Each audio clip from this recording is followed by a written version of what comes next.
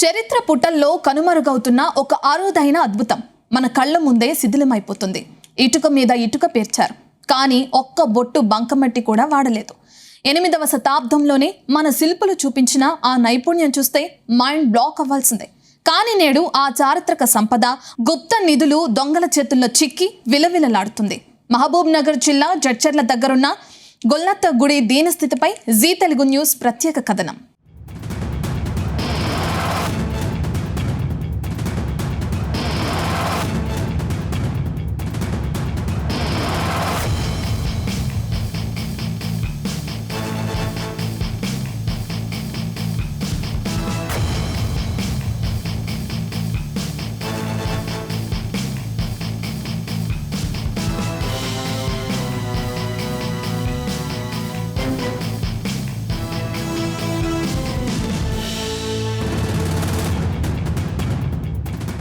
మహబూబ్ నగర్ జిల్లా Jadcherla national highway పక్కనే 6 ఎకరాల విస్తీర్ణంలో కొలువుదీరింది ఈ గొల్లత్త గుడి.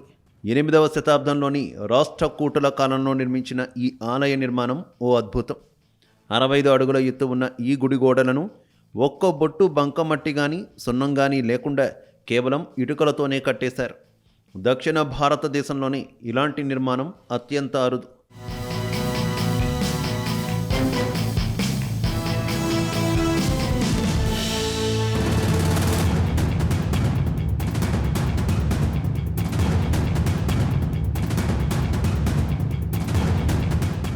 ఒకప్పుడు ఇక్కడ జైన మతం వర్ధిల్లింది. వర్ధమాన మహావీరుడు పార్శ్వనాథుడు నడయాడిన పవిత్ర నేల ఇది. గుడి వెనుక భాగంలో 4 అడుగుల పొడవు ఉన్న రాతి పాద ముద్రలు ఉన్నాయి. ఆ పాదాలకు చెక్కిన గజ్జెలు మెట్టలు చూస్తే నాటి శిల్పులు కళా కౌశలానికి జోహార్లు అనాల్సిందే.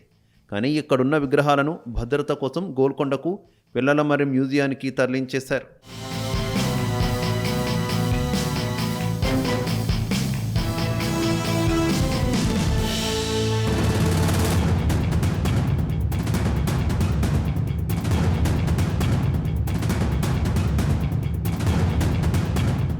చరిత్రకు సాక్ష్యంగా నిలవాల్సిన ఈ కట్టడం ఇప్పుడు గుప్త నిధుల దొంగలకు అడ్డాగా మారింది.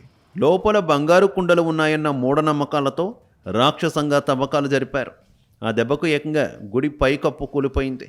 100 ఏళ్ల క్రితం నాటి ఇటుకలు ఇప్పటికీ చెక్కు చెదరకుండా ఉంటే అధికారుల నిర్లక్ష్యం, దొంగల రాక్షసత్వం వల్ల ఈ అద్భుత కట్టడం శిథిలమైపోతోంది.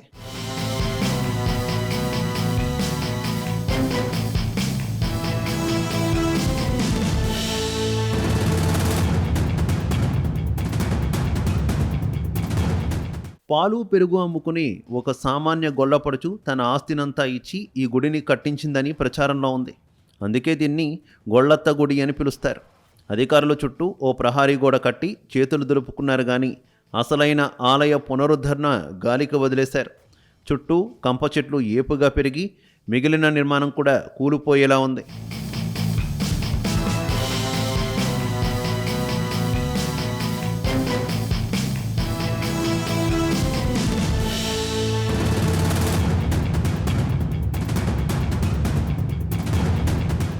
సిమెంట్ లేదు, మట్టి లేదు, కేవలం ఇటుకలతోనే దశాబ్దాల పాటు నిలబడిన ఈ నిర్మాణం మన సాంస్కృతిక వారసత్వం.